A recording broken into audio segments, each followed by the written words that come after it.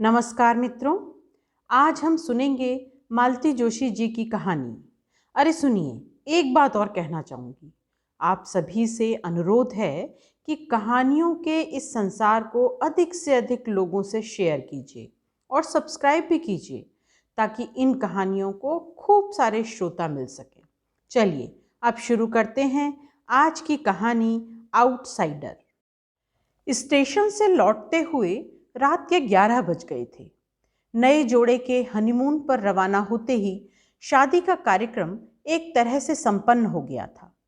नीलम थकान से निढाल हो रही थी, पर सब कुछ ठीक से निपट जाने से मन एकदम हल्का हो आया था। अब वह निश्चिंत होकर बिस्तर में दुबक जाना चाहती थी, पर जनता का कुछ और ही इरादा था।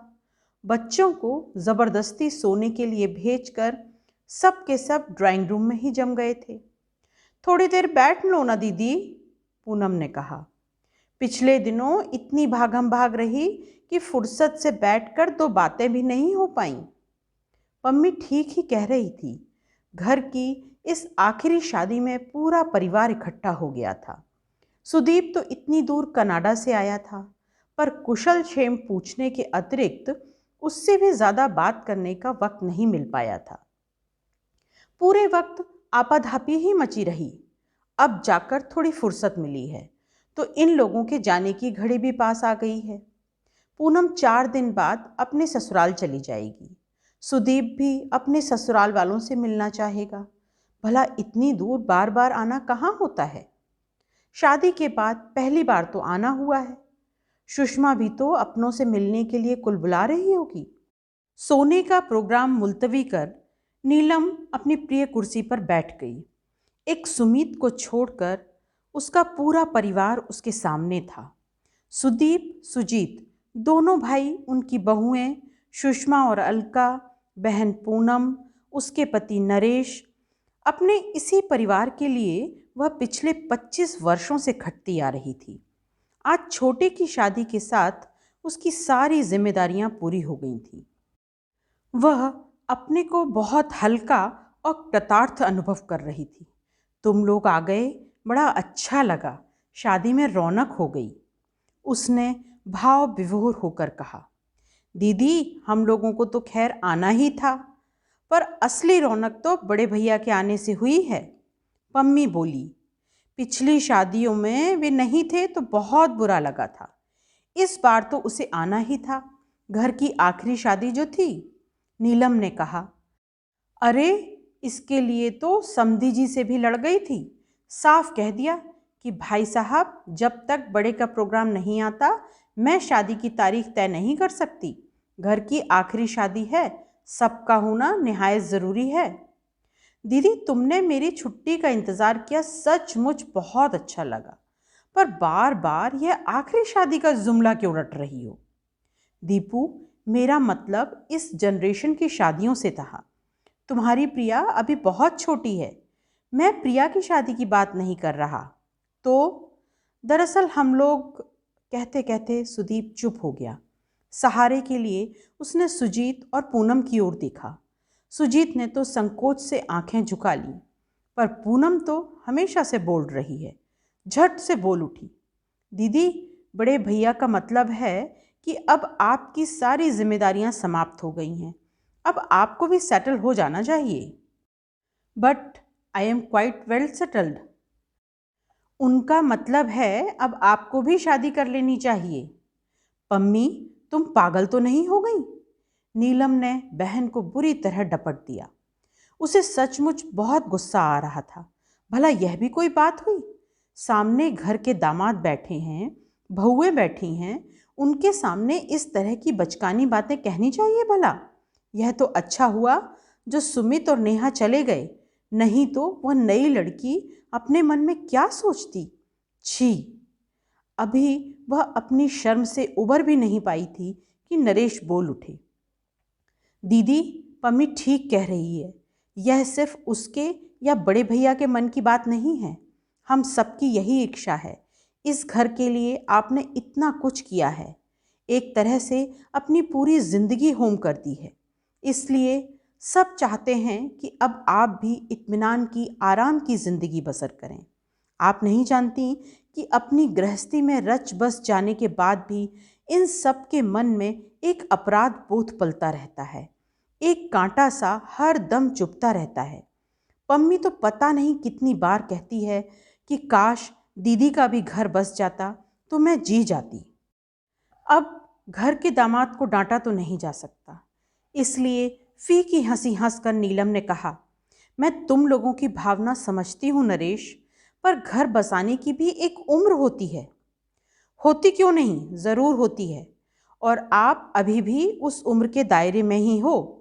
वो तो शुरू से आप सबकी गार्जियन बनी रही, इसलिए अपने आप को बुजुर्ग समझने लगी हो। नहीं तो 45 भला कोई उम्र होती है। आप चाहें तो अब भी आपके लिए दर्जनों प्रस्ताव आ सकते हैं। नीलम ने कोई जवाब नहीं दिया। ऐसी बचकानी बातों का कोई जवाब भी क्या दे। उसने तो उसे महज मजाक समझा, पर वे लोग सचमुच दर्जन भर प्रस्ताव बटोर लाए थे। लगा कि छोटे की शादी का तो बहाना था। वे लोग शायद इसी अभियान के लिए इकट्ठा हुए थे। उन लोगों की गुपचुप खिचड़ी पकती रही और उसे कानों कान खबर तक न हुई। उसे तो तब पता चला जब एक लंबी चौड़ी लिस्ट उसे थमा दी गई। फिर भी उसने इस बात को गंभीरता से नहीं लिया। केवल मनोरंजन के लिए वह पूरा ब्यौरा पढ़ गई थी। उसे हंसी भी आई थी और आश्चर्य भी हुआ था कि लोग कैसी कैसी विपरीत परिस्थितियों में भी शादी का शौक पालते हैं। उसे फुर्सत से विचार करने के लिए कहा गया था, पर सुदीप और सुषमा दूसरे ही दिन उसके कमरे में आ धमके। उन्हें शायद सबसे ज़्यादा जल्दी थी। कनाडा जाने से पहले वे सब कुछ तय करके जाना चाहते थे। उनके पीछे पीछे सुजीत भी आ पहुंचा। लगा कि दोनों भाई दल बांधकर उस पर हमला करना चाहते हैं। थोड़ी देर इधर उधर की बातें होती रहीं। फिर सुदीप ने एकाएक पूछ लिया, दीदी तुम्हें वो लखनऊ वाला प्रपोजल कैसा लगा? कौन सा? वो अवस्थी जी वाला? ना बाबा, शादी के तुरंत बाद नानी बनने का अपना कोई इरादा नहीं है। तो बरेली वालों को देख लेते हैं, सुषमा ने सुझाव दिया। उनके 2 बेटे ही हैं शायद, वे भी अभी छोटे हैं और उन बेटों को भी वे हॉस्टल में रखने को तैयार हैं, सुदीप ने जानकारी दी। इसी को कहते हैं हिप्पोक्रेसी। इधर तो यह प्रचारित करेंगे कि हम सिर्फ बच्चों की खातिर शादी कर रहे हैं और फिर उन्हीं बच्चों को हॉस्टल में ठूंसने को भी तैयार हो जाएंगे। ऐसे दुमुहे लोगों से मुझे सख्त नफरत है। जाने दो बरेली वालों को, गोली मारो, सुजीत बोला। मुझे तो नरेश के जीजाजी वाला प्रस्ताव बहुत अच्छा लगा। एक तो महाशय डिप्टी कलेक्टर हैं, दूसरे थोड़ा बहुत लिखने पढ़ने का शौक भी है। He will be a perfect companion. उन्हीं की बात कर रहे हो ना, जिनकी लड़की ने आत्महत्या की धमकी दी है? अरे क्यों मेरे सिर हत्या थोपना चाहते हो? अरे इन धमकियों से कुछ नहीं होगा दीदी। पम्मी की सास ने भी तो कहा था कि अगर ये शादी हुई तो मैं मिट्टी का तेल छिड़क लूंगी, पर क्या हुआ? कुछ नहीं। 4 साल मुंह फुलाए रही, अब सब ठीक चल रहा है। जीतू, किसी दिन फुर्सत मिले तो पम्मी से पूछना ये 2-4 साल उसने कैसे काटे हैं। एक तो वह शुरू से ही दिलेर है, फिर प्यार का जोश भी था, इसीलिए सब कुछ हंसते हंसते झेल गई। वैसे भी कच्ची उम्र में सहना आसान होता है, पर इस उम्र में इतना तनाव मैं नहीं झेल पाऊंगी। 20 साल की उम्र से मैदान में खड़ी हूँ, परिस्थितियों से लड़ते लड़ते तंग आ गई हूँ, थक कर चूर हो गई हूँ। अब जाकर थोड़ा सुस्ताने की मोहलत मिली है।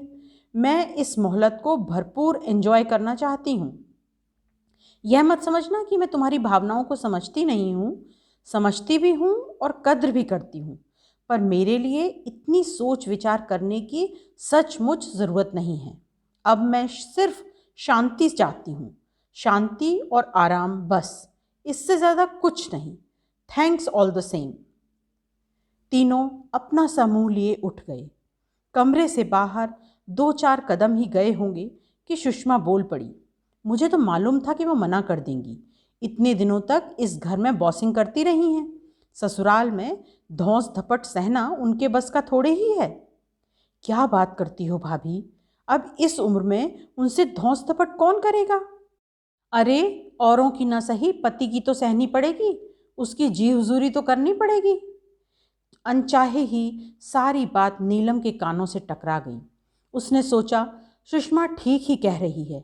इतने दिनों तक इस घर में एक छत्र शासन करने के बाद अब वह किसी का शासन स्वीकार नहीं कर पाएंगी। शादी के इस पहलू पर तो उसने सोचा ही नहीं था। अच्छा ही हुआ जो यह किस्सा शुरू होने से पहले ही उसने खत्म कर दिया। पर कहाँ, 24 घंटे भी नहीं बीते और पूनम ने उसे घेर लिया। उसने तो प्रस्तावना में समय भी बर्बाद नहीं किया, सीधे ही शुरू हो गई। भैया भाभी बता रहे थे तुमने शादी से साफ इनकार कर दिया। तो और क्या करती, तुम लोगों को पागलपन का दौरा पड़ा है तो क्या हुआ, मेरा दिमाग तो अभी साबुत है। पम्मी कुछ क्षण चुप रही, फिर धीरे से बोली, तुम हमेशा अपने ही ढंग से क्यों सोचती हो? कभी औरों की दृष्टि से भी सोच लिया करो। क्या मतलब? तुम नहीं जानती इन लोगों के मन पर, खासकर सुजीत और अलका के मन पर कैसा भार सा बना रहता है। अलका कहती है, हम तो जिंदगी को कभी ठीक से एंजॉय नहीं कर पाते। एक अनब्याही नंद का साया हमेशा हमारी खुशियों पर मंडराता रहता है। सो सैड, नीलम ने हंसकर कहा। भाई, अपनी अलका रानी को समझा देना कि मेरे लिए इतना परेशान होने की ज़रूरत नहीं है। मैंने जिंदगी की किताब से वे पेज बहुत पहले फाड़कर फेंक दिए थे जिन पर शादी की इबारत लिखी हुई थी। दीदी, क्या ये पेज फिर से नहीं जोड़े जा सकते? पम्मी, तुम नहीं जानती अरमानों को दफन करना कितना असहनीय होता है। उन्हें वापस जिलाना तो शायद और भी पीड़ा देगा, और मुझे डर है कि अगर मुझे मजबूर किया गया तो मैं सपनों के टूटे हुए सिरे को वहीं से उठाना चाहूँगी जहाँ छोड़ा था। मैं समझी नहीं दीदी। पम्मी, मेरी उम्र चाहे जो भी रही हो, मेरे सपने अभी भी किशोर हैं। मेरे भाई लोग जैसे एंटीक पीसेस मेरे सामने परोस रहे हैं ना, उनसे इनका कोई मेल नहीं है। दीदी, ट्राई टू बी प्रैक्टिकल। अगर तुम्हारी समय से शादी हो गई होती तो हमारे जीजाजी भी आज उम्र के इस दौर में होते। समय से शादी नहीं हुई, यही तो परेशानी है पम्मी। पति पत्नी साथ साथ बुढ़ाते हैं तो कोई फर्क नहीं पड़ता। उस लंबी यात्रा में इतनी सारी चीज़ें जिंदगी से जुड़ जाती हैं कि उम्र का एहसास पीछे छूट जाता है। तुम्हारी बातें तो मेरी समझ से बाहर होती जा रही हैं दीदी। तो समझने की कोई ज़रूरत भी नहीं है, इसे एक मजाक समझकर भूल जाओ। मैंने भी तुम्हारे प्रस्तावों को मजाक से ज़्यादा कुछ नहीं समझा। दरअसल अब शादी की बात ही मन से उतर गई है। तुम लोगों ने यह विचार फिर से जगा दिया है तो सोचूंगी। कोई सही आदमी मिला तो बता दूंगी, पर अब इस उम्र में मैं कोई रिश्ता ज़बरदस्ती नहीं ओढ़ सकती। सॉरी। एक बात और थी दीदी। अब क्या रह गया? तुमने इस घर को लाख अपने खून से सींचा हो, पर यह घर कभी तुम्हारा अपना नहीं हो सकता। तुम यहाँ हमेशा आउटसाइडर ही रहोगी। क्या बात करती हो? मैं सच कह रही हूँ। अभी तो तुम्हारे पास अपनी नौकरी है, इसलिए कोई फ़र्क नहीं पड़ता। पर कल को जब रिटायर हो जाओगी ना, तो तुम्हारी हैसियत इस घर में एक फालतू सामान की सी रह जाएगी। तब तुम्हें मेरी बात याद आएगी। नीलम कहने को हुई कि जिस दिन ऐसा होगा मैं तुम्हारे यहाँ चली आऊँगी, पर नहीं कहा। यह प्रस्ताव तो पूनम को खुद देना चाहिए था। नहीं दिया तो बुरा भी नहीं लगा, पर चुप लगा गई। अब इससे क्या कहें, वह बेचारी तो खुद ससुराल के आतंक से त्रस्त है। कहना होगा तो सुदीप से कहेगी। खुद तो इंजीनियर बनते ही शादी कर ली और विदेश चला गया, दोबारा पलट कर भी नहीं देखा। तब का गया अब आया है, और वहाँ बैठकर दीदी का ख्याल भी नहीं आया। अब जब सारी जिम्मेदारियाँ खत्म हो गई हैं तो दीदी की शादी का शौक सवार हुआ है। लेकिन सुदीप से भी वह कुछ नहीं कहेगी। अपने भाई बहनों पर उसकी अपार ममता है। शिकायत कभी अगर थी तो वह अम्मा से थी। माँ होकर भी उन्होंने बहुत पक्षपात किया। कमाने का भार बड़ी बेटी के कंधों पर डालकर वे बाकी बच्चों का लालन पालन करती रहीं। उम्र नीलम की मुट्ठी में से रेत की तरह फिसलती रही और अम्मा जानकर अनजान बनी रही। पिता की आकस्मिक मृत्यु के बाद जब उसने घर की बागडोर संभाली, तब यह नहीं सोचा था कि अब यही उसकी नियति होगी। मन में एक क्षीण आशा थी कि कल को भाई जब किसी लायक हो जाएंगे तो वह अपनी जिंदगी जी सकेगी, पर वह आशा दुराशा ही साबित हुई। दीपू के इंजीनियर होते ही उसके लिए रिश्ते आने लगे थे। अम्मा एकाएक बहू का चेहरा देखने के लिए व्यग्र हो उठी। शादी के बाद जब दीपू के साले ने उसे कनाडा बुला लिया तो उससे ज़्यादा खुशी अम्मा को हुई। घर में एक अनब्याही लड़की बैठी है और उसकी शादी बेहद ज़रूरी है, इस तथ्य से अम्मा ने जैसे आंखें ही मूंद ली थीं। अगर वे जानती थीं कि बेटे को हमेशा के लिए विदा कर रही हैं तो शायद अम्मा इतनी उत्साहित ना होती। अपने अंतिम दिनों में वे बेटे को देखने के लिए तरस गई थीं। चित्रों से अब उनका मन नहीं भरता था, पर नीलम की हर चिट्ठी का जवाब यही होता था कि दीदी, इतनी जल्दी इतने सारे रुपए का जुगाड़ करना बहुत कठिन है और मैं बार बार सुषमा के भाई के आगे हाथ नहीं फैलाना चाहता। बेचारी अम्मा मरने के बाद भी उन्हें बड़े बेटे का कंधा नसीब नहीं हुआ और ना ही तर्पण। उन दिनों प्रिया होने वाली थी और सुदीप का वहाँ होना बेहद ज़रूरी था, और फिर एक बार इमरजेंसी बीत गई तो उसका आना टलता ही चला गया। सुजीत बीकॉम करके बैंक में लग गया, पर उसका सामर्थ्य इतना नहीं था कि वह पूनम की शादी भी करता और सुमित की मेडिकल की पढ़ाई का खर्चा भी उठाता। इसलिए नीलम को ही मोर्चे पर डटे रहना पड़ा। पूनम की शादी का तो अच्छा खासा नाटक ही हो गया था। बड़ी कठिनाई से उन लोगों का मुंह बंद किया जा सका। फिर अच्छी सी लड़की देखकर उसने सुजीत की शादी भी कर दी। पूनम के जाने के बाद घर एकदम सूना हो गया था। अलका ने आकर उस सूनेपन को भर दिया। सुमित की शादी के लिए उसे सिर नहीं खपाना पड़ा था, उसने खुद ही तय कर ली थी। घर की यह आखिरी शादी बड़ी धूमधाम से संपन्न हुई।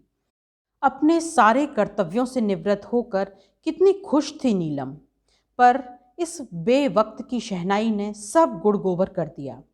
गनीमत यह हुई कि उसकी शादी का प्रसंग जिस तेजी के साथ उठा था उतनी ही जल्दी दब गया।